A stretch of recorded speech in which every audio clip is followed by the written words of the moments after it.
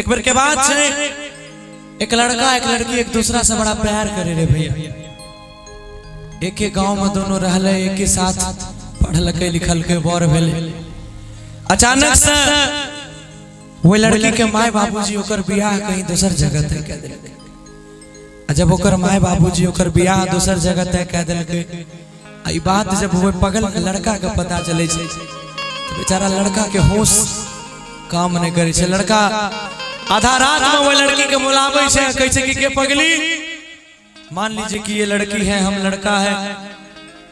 आधा रात में लड़का कहे छे वो लड़की से कि के पगली, कि जब तू ही हमरा दुनिया में नहीं रहबी तो हम तोहर संसार में रह के की करब। तू तो अपना पिया जी के अपना सैया जी के कोरा में अपन जिंदगी गुजारबेगी। तोरा गेला के बाद तो हमरा ही जमाना ही संसार पागल आवारा कहता से अब तू नहीं रहबी तो हम दुनिया में नहीं रहब।